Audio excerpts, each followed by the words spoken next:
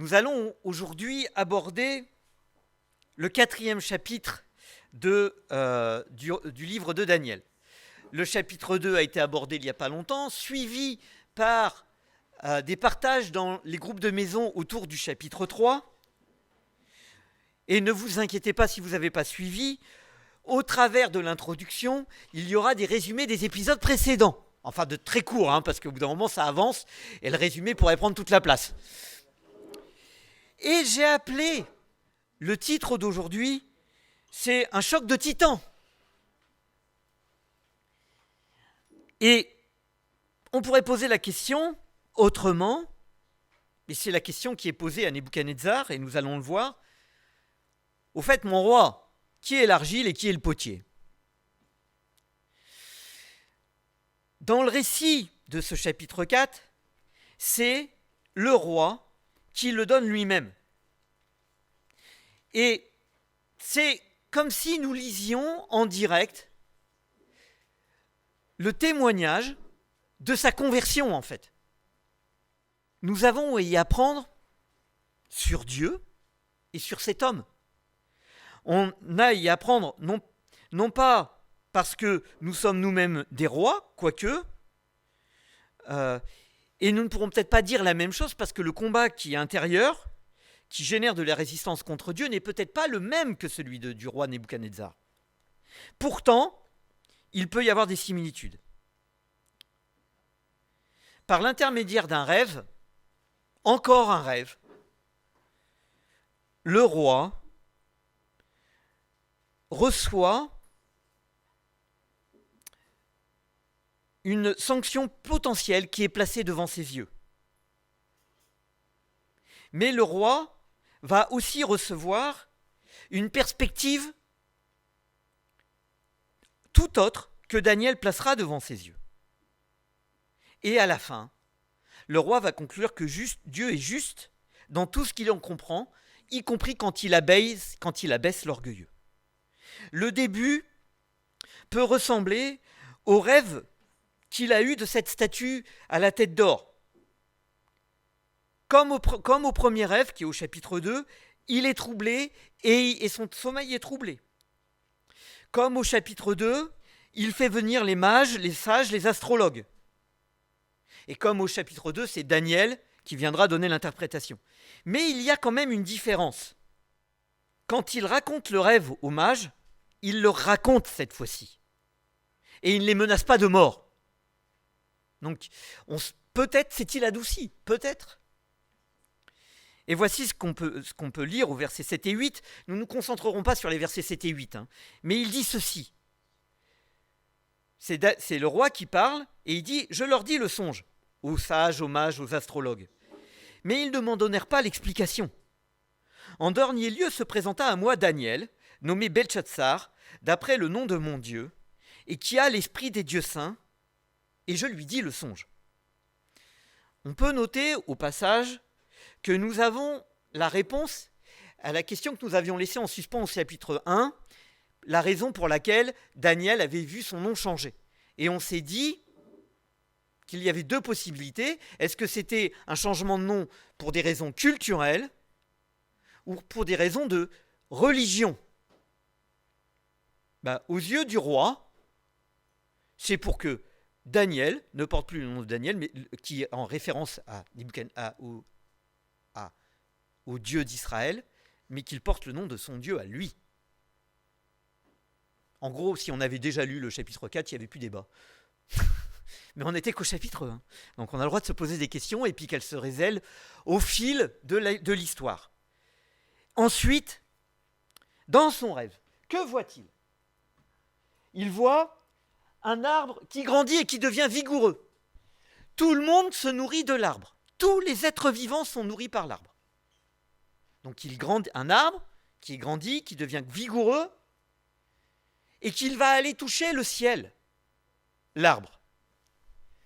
Et puis dans son rêve, il entend une voix qui ordonne de couper l'arbre, de l'arracher, mais de laisser les racines en l'état, et de lier la souche, la racine, par des chaînes.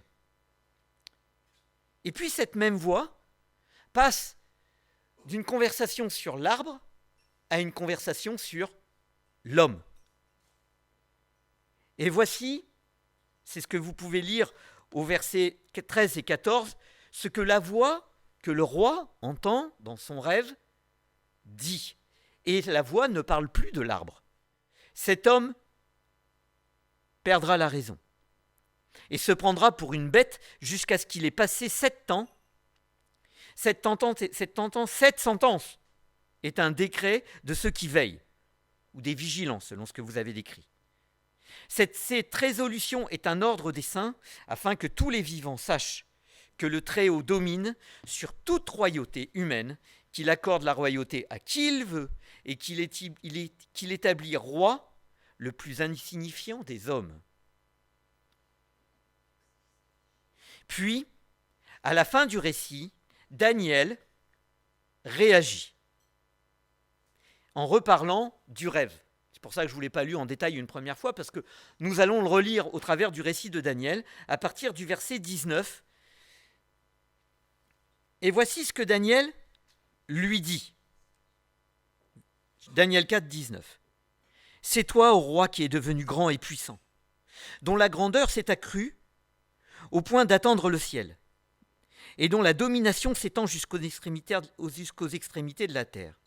Le roi a vu l'un des siens, les saints qui veillent descendre du ciel et dire « Abattez l'arbre, détruisez-le, mais laissez en terre le tronc et ses racines dans des chaînes de fer et de bronze, parmi l'herbe des champs, qu'il soit trempé de la rosée du ciel et qu'il ait avec les bêtes des champs l'herbe pour partage, jusqu'à ce que 7 ans soient passés sur lui. Voici l'explication au roi. Voici le décret du Très-Haut qui atteindra mon Seigneur le roi. On te chassera du milieu des hommes. Tu auras ta demeure parmi les bêtes des champs. On te donnera comme au bœuf de l'herbe à manger.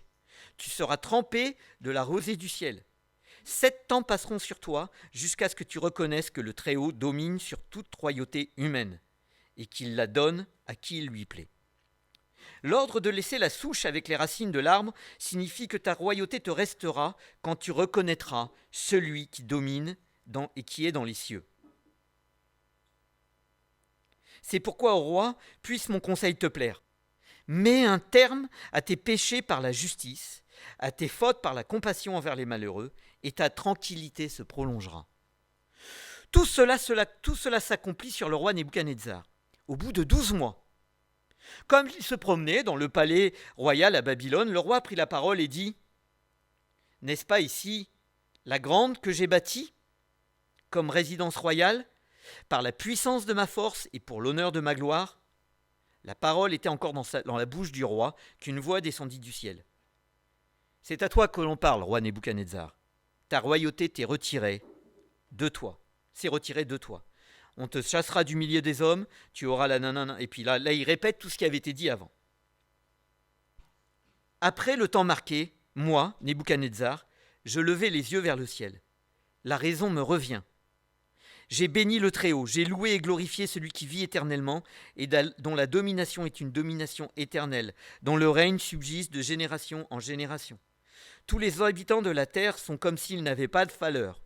Il agit comme il lui plaît, avec l'armée des cieux et avec les habitants de la terre. Et il n'y a personne qui résiste à sa main et qui dise « Que fais-tu » En ces temps, la raison me revient, l'honneur de ma royauté, ma gloire et ma splendeur me furent rendus. Mes conseillers et mes grands me réclamèrent. Je fus rétabli dans ma royauté, ma grandeur ne fit que s'accroître.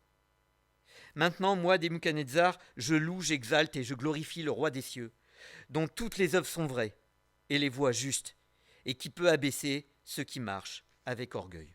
Pourquoi le roi est-il obligé de passer par ce temps d'humiliation? Humilié comme une bête, vivre comme une bête, manger comme une bête. Est-ce que c'était une obligation? Est-ce que parce que c'était fixé par Dieu, par décret? Qu'est-ce que Nebuchadnezzar n'avait pas encore compris de Dieu? On va tenter de tout démêler. Le roi est présenté comme un arbre qui grandit et qui devient de plus en plus vigoureux. Et il est bien de rappeler une chose, c'est que le roi a une connaissance de Dieu qui grandit au fil des chapitres. Au chapitre 1, c'est juste le Dieu des vaincus. Puis, au chapitre 2, il déclare, une fois que Daniel lui interprète le rêve, « En vérité, votre Dieu est le Dieu des cieux et le Seigneur des rois, il révèle les mystères. » Donc il sait qu'il y a un Dieu qui révèle les mystères. Daniel lui explique même que s'il lui obéit, c'est parce qu'il sait que c'est Dieu qui l'a établi comme un roi. Donc il entend même ça. Pourtant, ça ne lui suffit pas pour se tourner vers Dieu. Au chapitre suivant, il exige que les 3 amis de Daniel s'agenouillent devant la statue et servent ses dieux à lui. Mais comme l'Éternel délivre les 3 amis, il en vient à déclarer « Béni soit le Dieu de Shadrach, Meshach et Abednego. Loué soit Dieu qu'ils ont osé me désobéir pour continuer à obéir à Dieu. » Ah, il est versatile, ce roi. Il remercie Dieu que ces personnes lui aient désobéi, avant de les avoir menacés de mort s'ils désobéissaient. Après les avoir menacés de mort, pardon. Nous pourrions nous dire que c'est bon, il a compris. Bon, il menace de mort tous ceux qui parlent mal du Dieu. Il n'a peut-être pas tout compris exactement. Et puis, il en vient, à la fin de ce chapitre, à dire « J'ai béni le Très-Haut, j'ai loué et glorifié celui qui vit éternellement. » Les expériences précédentes l'ont au moins appelé, l'ont au moins aidé à considérer que lorsque Daniel parlera, ça aura une certaine valeur. Et il écoutera Daniel, à moitié. Qu'est-ce qui bloque ? Est-ce que c'est le pouvoir qui le rendrait aveugle ? C'est ce que parfois on peut croire. Ce qui est dangereux, c'est le pouvoir. Ce qui est dangereux, c'est l'argent. Ce qui est dangereux, c'est le pouvoir. Sauf que, vous savez, les sauf que bibliques, à la fin de cette histoire, non seulement son trône lui est rendu, mais en plus, sa grandeur et son honneur continuent de s'accroître. Donc le problème, ce n'est pas le pouvoir. Pourtant, il y a autre chose qui grandit chez Nebuchadnezzar, sa vigueur. Au chapitre 1, il accède au pouvoir. Au chapitre 2, il est écrit, 2,38, il apparaît comme régnant sur les hommes et les animaux. Au chapitre 3, à deux reprises, merci, heureusement j'ai des oreillettes, à 2 reprises, il rappelle que non seulement c'est les hommes et les animaux de son pays, mais c'est « Voici ce qu'on vous ordonne, peuple, nation, homme de toute langue. Voici ce que je donne comme ordre, tout homme à quelque peuple, nation ou langue que ce soit. » Il domine. Sa royauté ne cesse de s'étendre. Et puis, dans le rêve, sa domination va jusqu'à toucher le ciel. Peut-être est-ce l'égal de peut-être que le problème est de se faire l'égal de Dieu. Peut-être est-ce son problème. Et je vous laisserai y répondre à cette question. Mais j'en viens à une problématique. Est-ce que, quoi qu'il fasse, il aurait subi la sanction ? C'est un décret. 7 ans. Peut-être que certains d'entre vous ont 7 ans. Mais que ce soit 7 ans ou 7 ans, peu importe. C'est une histoire de temps. Daniel lui dit qu'il est temps. Mais ce n'est pas ce que le roi entend. Il prend tout son temps. Et pourtant, le temps est compté. Mais que ce soit 7 ans ou 7 ans, c'est un temps long qu'il attend. S'il ne se repent pas. Est-ce un décret irrévocable ? Ça veut dire c'est un décret, c'est quoi qu'il arrive, quoi que je fasse, quelle que soit l'attitude du roi, il passera par ce temps long de galère, d'humiliation. On pourrait se dire, si c'est Dieu qui a décidé, j'ai plus rien à dire. On avait déjà vu que ça n'empêchait pas Daniel de prier au chapitre 2. Ici, la question qu'on pouvait se poser et qu'on peut se poser, c'est le roi peut-il échapper à ce qui était prévu ? Cette question vaut la peine de se poser parce qu'il nous arrive de dire, et moi il m'est déjà arrivé d'entendre, c'est de toute façon, il va falloir que mon fils, je ne parle pas pour moi, hein, il va falloir que mon fils passe par cette humiliation. De toute façon, c'est comme ça, il n'entendra pas s'il ne rencontre pas le mur. Mais on pose une forme de fatalisme face à l'orgueil d'un enfant et même d'un adulte. Est-ce que c'est la réponse que Dieu veut que nous offrions aux gens quand ils ont un problème et qui les conduit vers le mur? Est-ce que dans notre tête, notre but c'est quand il rencontrera le mur, eh ben au moins il le verra de près et puis il changera peut-être. Il n'y aurait donc rien à faire sauf à attendre que Dieu résiste. Sauf que ce n'est pas ce que le récit nous raconte. Un homme qui s'appelle André Lacocque écrit « Les jeux ne sont jamais faits. Jusqu'à la fin reste l'inconnu. » Et puis il précise que le seul langage que Nebuchadnezzar puisse comprendre, c'est l'idée du décret irrévocable. Parce que lui, comment parle-t-il? Par décret irrévocable. C'est ce qu'on a vu au chapitre 2, c'est ce qu'on a vu au chapitre 3, et même c'était sous-entendu au chapitre 1. C'est le seul langage qu'entend Nebuchadnezzar. C'est un langage de titan. Et il faut qu'en face de lui, il y ait quelqu'un dont il se croit l'égal, qui doit se confronter à lui. Mais il y a une autre idée qui laisse entendre que non, ce n'était pas irrévocable. C'est l'offre de Daniel. L'offre a changé d'attitude. J'y viens, merci. Exactement ça. Et en fait, non, ce n'est pas un décret irrévocable. L'offre que Daniel fait est une offre toute biblique. Et c'est l'offre de Dieu pour chacun. Alors, quand on parle de Ninive, en fait, c'est Jonas mangé par la baleine. Je ne sais même pas si c'est une baleine, c'est un gros poisson. Un gros poisson. Mais un énorme quand même. Hein. Et pourquoi Jonas est-il mangé par le gros poisson? Et je pense que souvent, c'est ce qu'on ne dit pas aux enfants. C'est pas parce qu'il désobéit à Dieu. Bien sûr, il désobéit à Dieu. Et il va s'enfoncer. Il va descendre jusqu'au port, descendre jusqu'au bateau, aller au fond de la cale du bateau. Il y a une tempête qui arrive, il va descendre jusqu'au fond de la mer et il va être mangé et dû aller jusqu'au fond du ventre. Pourquoi ne veut-il pas aller à Ninive? Parce qu'il a un message à faire passer à la ville de Ninive, qui n'est pas juive. Et le message, c'est la sentence sur la ville, la sanction sur la ville, si elle ne change pas d'attitude. Sauf que Jonas finit par y aller, et qu'est-ce qui se passe dans la ville? La ville demande pardon à Dieu. Et qu'est-ce que Dieu fait? Il retire sa sanction. La sanction n'a pas lié. C'est comme si, vous savez, les punitions à la maison, il a changé d'attitude. Alors il y a le jeu du, j'ai demandé pardon, je suis obligé d'être puni. Hein. C'est une autre histoire. Néanmoins, c'est ce que Jonas dit à la fin. Et il est fâché. Hein. Et Jonas dit ceci. « Ah, Éternel, j'avais bien dit que quand j'étais encore dans mon pays, je te l'avais bien dit. Et c'est pour prévenir cela que je me suis enfui à Tarsis, car je savais que tu es un Dieu plein de grâce et de compassion, lent à se mettre en colère et riche en amour, et que tu renonces à volontiers faire venir le malheur que tu as annoncé. » Dieu est rempli de grâce et de compassion, il renonce à faire venir le malheur qu'il annonce dans sa sanction. Pour quelle raison? Si l'homme, et là la ville de Ninive demande pardon.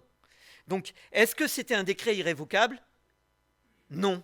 Une porte était ouverte par Daniel. Cette porte, c'était cette offre. Il dit, et l'offre est au verset 27, qui commence par « c'est pourquoi ». Le « c'est pourquoi » suit ce qui est écrit juste au-dessus. La sanction. On te chassera parmi les hommes.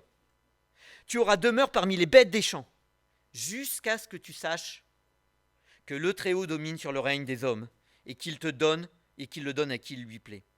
C'est ensuite qu'on a le « c'est pourquoi ». C'est pourquoi. Écoute mon conseil, s'il te plaît. Je souhaite que cela ne t'arrive pas. Écoute mon conseil. Et vous avez peut-être plusieurs traductions. Dans le verset 24, mets un terme. détourne-toi, renonce. Une seule traduction à rachète. Mais c'est la seule traduction. Mais à aucun moment dans la Bible on a rachète tes fautes par tes bonnes actions. Ça n'est pas biblique. Mais change s'il te plaît. Peut-être que cet appel permettra au roi, Nebuchadnezzar à la fin, de lever les yeux vers le Très-Haut. C'est enfin, j'admets que je ne suis pas la cime de l'arbre qui va toucher le ciel, et en levant les yeux, j'admets que je suis en bas en fait. J'admets que je suis en bas, je vais vers le Très-Haut. Mais ça pose question. Quelques questions. Je vais reprendre, elles ont été reformulées, mais reformulées par quelqu'un qui m'a aidé à ce que ce soit plus concret pour vous. Parce que j'ai toujours vu que parfois je dois expliquer mes questions. Première question, et je vous l'ai dit à voix haute parce que vous ne verrez peut-être pas bien. Qu'est-ce qui caractérise le roi ? Quelles sont les caractéristiques de ce roi ? D'accord ? Deuxième question. Non mais je vais les mettre en gras, je vais essayer de les mettre en gras, vous allez avoir une corrective, d'accord ? Deuxième question. Dans quel but Dieu le punit-il ?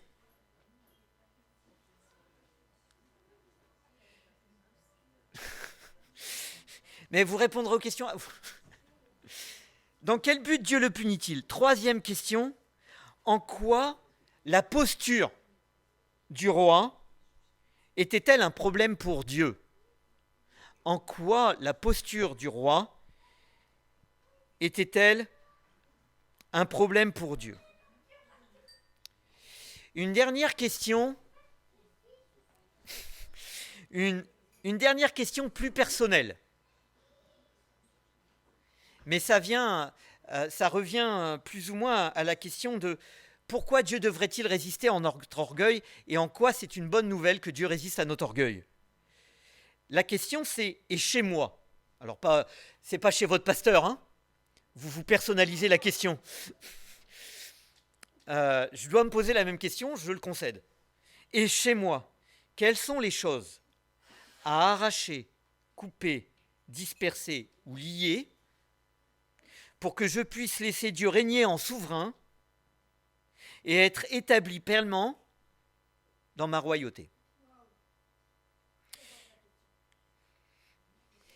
Il y a une cible, en conclusion, que j'aimerais apporter.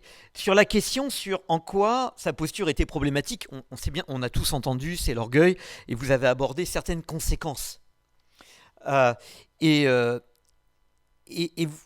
Avez-vous remarqué qu'à la fin de sa conversion, il dit que Dieu est juste, il abaisse celui qui est orgueilleux. Et que même pour lui, alors qu'il a vécu 7 ans d'humiliation, même dans cette situation-là, il considère que Dieu est juste. Il est bon, que Dieu s'oppose à notre orgueil. Et si on dit ça, c'est qu'il est bon aussi de se dire « mais en quoi mon orgueil est-il dangereux ?» Et bien sûr, il y a le problématique de notre relation avec Dieu. Ça nous empêche d'être proche de Dieu puisqu'on lui prend sa place. Mais il y a d'autres problématiques. S'il lui demande d'être juste, c'est qu'il était injuste. S'il lui demande d'être compatissant, c'est qu'il n'était pas compatissant. Et en fait, notre orgueil nous rend méprisants, hautains, on juge, on se croit supérieur, on n'a pas besoin de recevoir de conseils. Vous aviez parlé de sa solitude, de son isolement. Ça ne veut pas dire que les autres vont, en partageant et en discutant auprès de ses conseillers, les autres allaient être rois avec lui. Il allait rester roi. J'ai vu en passant tout à l'heure qu'il y avait une question que les jeunes s'étaient posée, ou que Isabelle a posée aux jeunes, c'est « Que perd-il à être humble devant Dieu ?» Que perdons-nous à être humble devant Dieu ? Et en revanche, que perdons-nous à lui résister ? Que perdons-nous à cause de ce terme qu'on appelle orgueil ? C'est en quoi l'orgueil dans ma vie est-il dangereux ?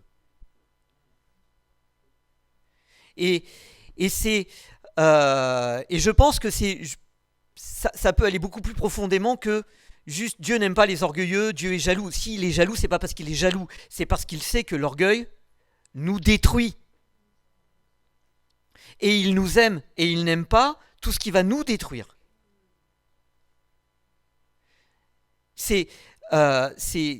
Oui, il veut sa gloire, mais pourquoi? Parce que nous ne sommes peut-être pas capables de gérer une gloire. Dieu dit effectivement que à lui soit la gloire.